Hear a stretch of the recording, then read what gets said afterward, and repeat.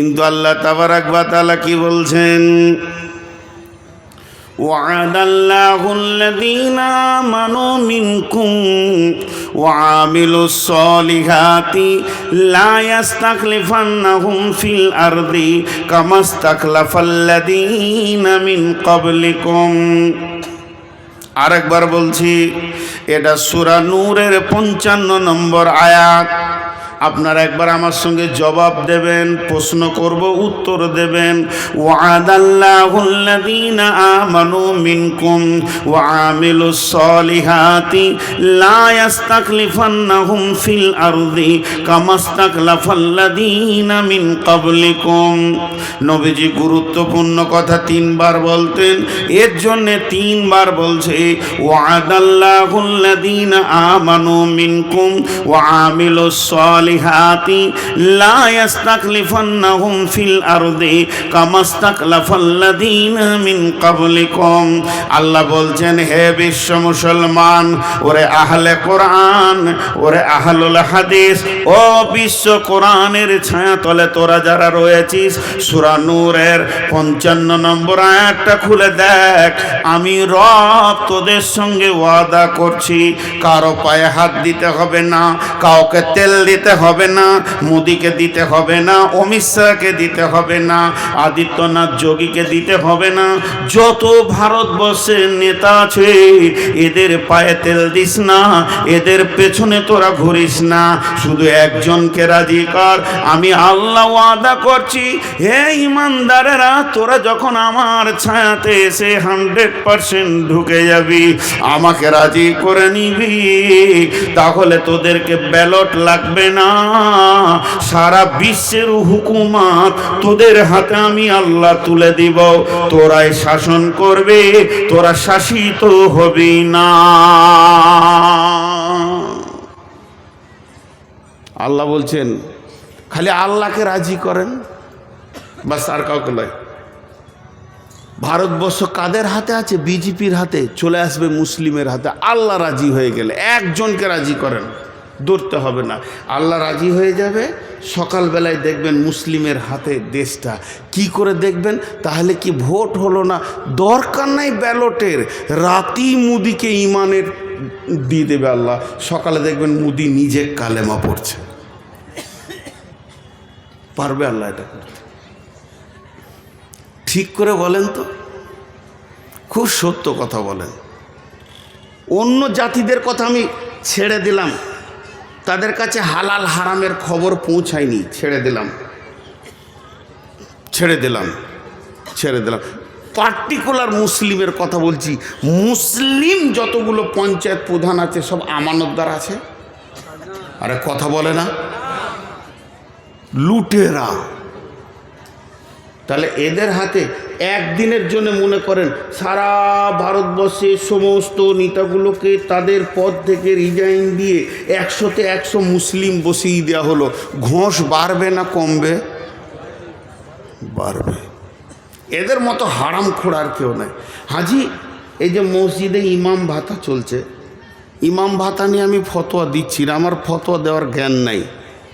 ইমাম ভাতা নিয়ে আমি ফতোয়া দিচ্ছি না, নেওয়া যাবে কি যাবে না আমার জ্ঞান নাই, ইলম নাই, ওই পর্যায় পর্যন্ত আমার শিক্ষা নাই। কিন্তু প্রত্যেকটি জেলাতে বা থানাতে ব্লকে একটা করে সর্দার আছে না, ওদের নেতা আছে না ইমাম? ও ঘোষ খেয়েছে কি খেয়েছে না? কেন খেয়েছ?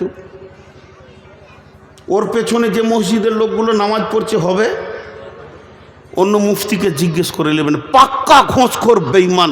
অন্য একটা ইমাম সাহেব খালি বলছে নামটা চেঞ্জ করে দেন, কি মসজিদটা চেঞ্জ করে 2000 টাকা দেয়, 4000 টাকা দেয়। একটা ইমামের যদি এটা আচরণ হয়, একটা ইমাম আলিম যার কাছে রসুলের হাদিস আছে, তার যদি এটা আচরণ হয়, তা মাতাল পঞ্চায়েত প্রধানের তো হবেই। বলেন এই জন্য আল্লাহ বলছেন ওয়ামিলুস সলিহাতি, তোরা পরিপূর্ণ ঈমানদার হয়ে যা। লা ইয়াস্তাখলিফাল্লাযীনা মিন ক্বাবলিকুম কামা ইস্তাখলিফাল্লাযীনা মিন ক্বাবলিকুম, যেমন তোদের পূর্বপুরুষেরা। ইতিহাস খুঁজতে খুঁজতে উমারের যুগে চলে যা, রসুলের যুগে চলে যা। একজন বাহরাইন বিজয়ী করেছে, একটা সাহাবী বাহরাইন বিজয় করেছে। 1.5 লক্ষর মোকাবেলায় মাত্র 10,000 সাহাবী গোটা রোম সম্রাটকে হিলিয়ে দিয়েছে, কাঁপিয়ে দিয়েছে। যেদিকেই তারা গেছে জয় জয়াকার, জয় জয়াকার, জয় জয়াকার। যেদিকেই তারা হেঁটেছে জয় জয়াকার। আজকে কেন হচ্ছে না? তোদের ঈমানে ফিউজ লেগেছে।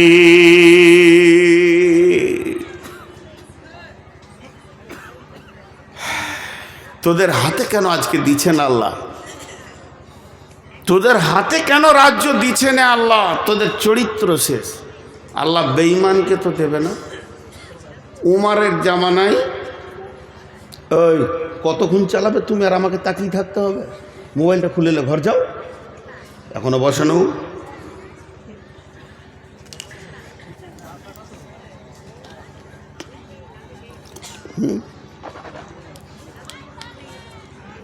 কতক্ষণ? আর 15 মিনিট।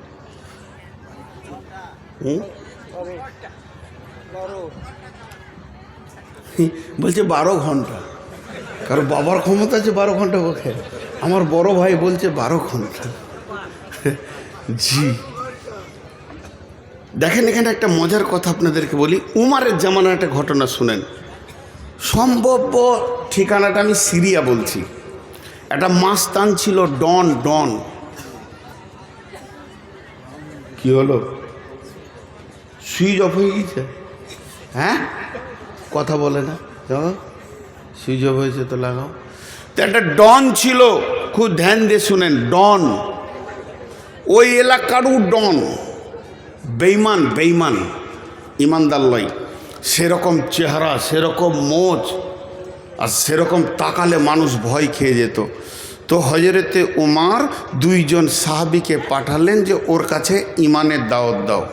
খুব ধ্যান দিয়ে শুনবেন, ইমানি দাওয়াত দাও।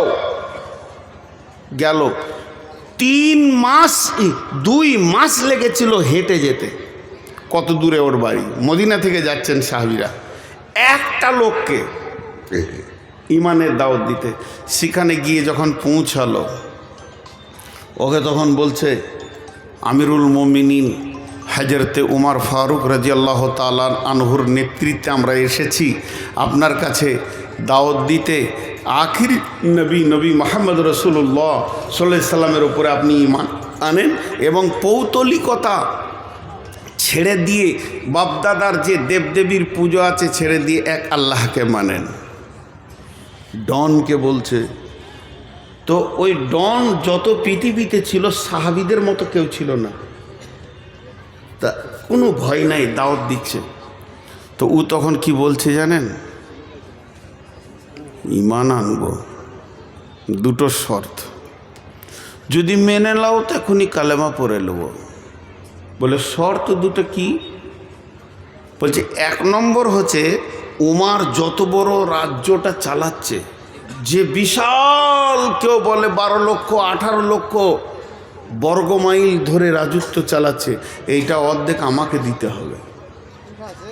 আমি কালেমা পড়ব, এই রাজত্বটা অর্ধেক আমাকে দিতে হবে, একটা শর্ত।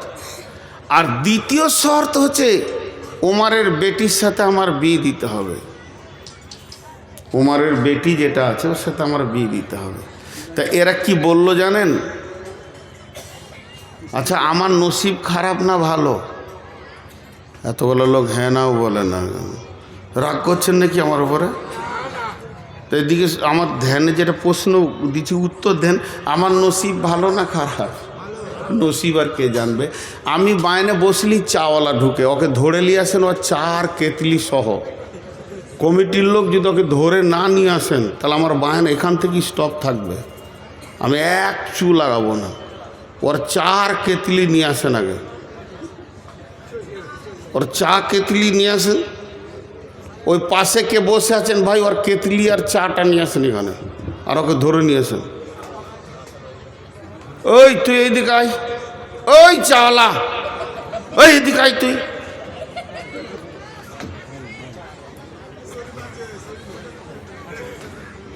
ওকে চিনে রাখতো, বায়নের শেষে ওকে আমি দেখা করবো, ওর ক কাপ চা বেচার দরকার আছে। ভাগ এখান থেকে, বহরমপুর যা, লজ্জা সরব নাই। তো কটা শর্ত করলেন? দুটো। একটা অর্ধেক রাজত্ব দিতে হবে, আর একটা হলো ওর বেটির সঙ্গে বিয়ে দিতে হবে।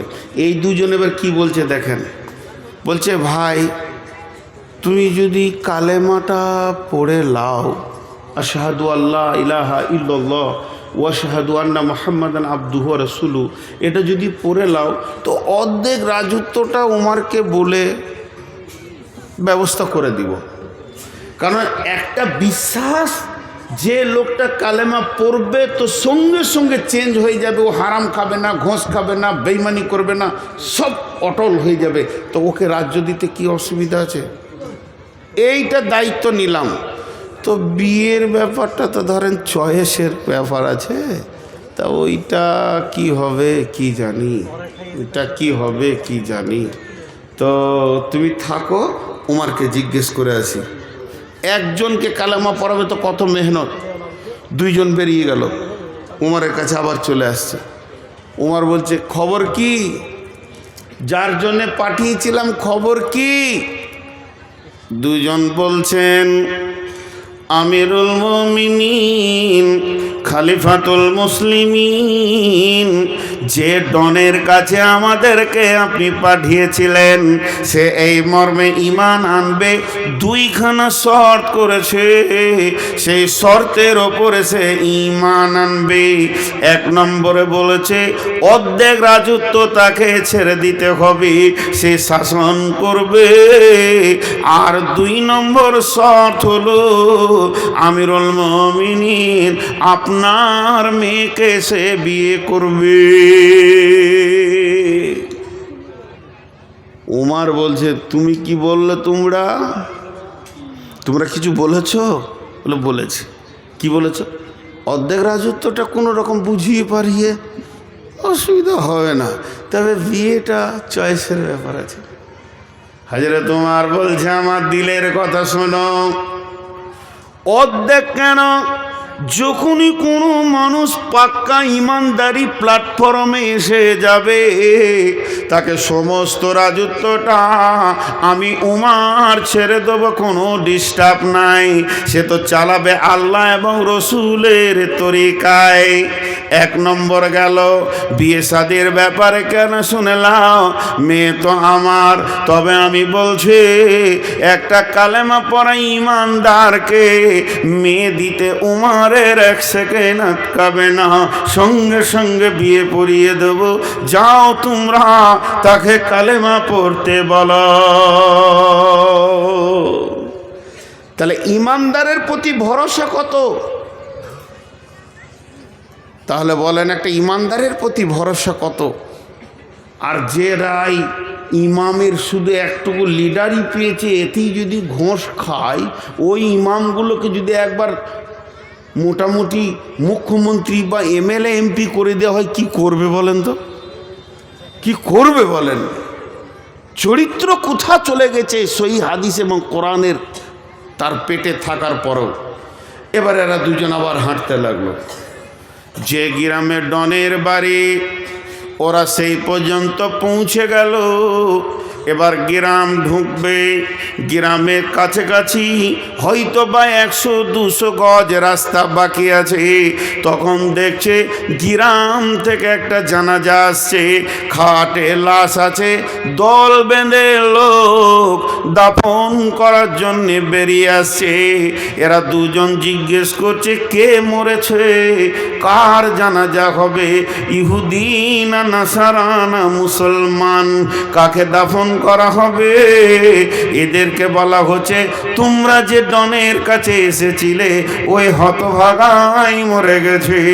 তখন এরা বলল হতভাগা রে, তোর কপালে আর মানে ঈমান আল্লাহ লেখেনি, বেঈমান হালাতি পৃথিবী থেকে চলে গেল। তার মানে একটা ঈমানদারের ওপর কত ভরসা থাকা দরকার। মুসলমান জুয়োতে পাবে এদেরকে বেশি, মুসলমান সুদের ময়দানে এদেরকে বেশি, মুসলমান জেনার ময়দানে রান্ডিখানায় এদেরকে বেশি, যেখানেই বেশ্যাখানা মুসলমানের ছেলে বেশি, অন্য মানে আদার ছেলে পাওয়া যায় না। শুধু তাই নয়, তাসে লুডোতে দাবাতে মদেতে মুসলমান তুমি বেশি। এখন এত বেশি শয়তান গ্রাস করে নিয়েছে, মুসলমানের আসল শক্তিটাই শেষ হয়ে গেছে। আল্লাহর নবী বলছেন আমার উম্মত অহান রোগে ভুগবে। সাহাবীরা প্রশ্ন করলেন মা অহান, ইয়া রাসূলুল্লাহ অহান জিনিসটা কি? নবীজি বললেন হুব্বুদ দুনিয়া কারাহাতিল মত। আমার উম্মতের ভিতরে পৃথিবীর মহব্বত বেড়ে যাবে এবং মত বা আখিরাতকে সে ঘৃণা করবে। তখনই আমার উম্মত দুর্বল হয়ে যাবে, অন্য জাতি এসে লাত মরবে। দলদলেতে পড়েছে হাতি, ব্যাঙে মারছে লাথি। হাতি দলদলেতে পড়ে গেছে আর ব্যাঙ হাতির মাথায় লাত মেরে চলে গেছে। এমন মুসলমান এদের অবস্থা, এরা সবকে শেষ করে দিয়েছে। একবার নিজের নাফসের দিকে তাকিয়ে দেখি।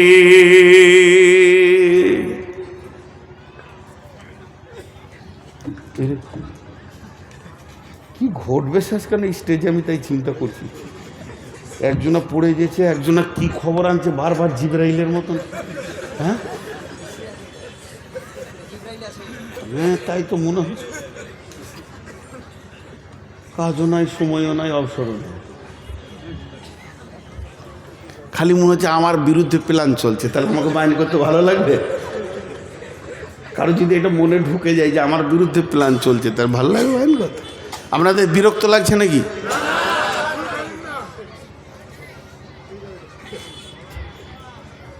ওই লোকগুলো দাঁড়িয়ে দাঁড়িয়ে শুনছে, আমাকে কষ্ট লাগছে। কেন কষ্ট? মহব্বতের জন্য বলছি। পায়ের নিচে বসার কিছু নাই,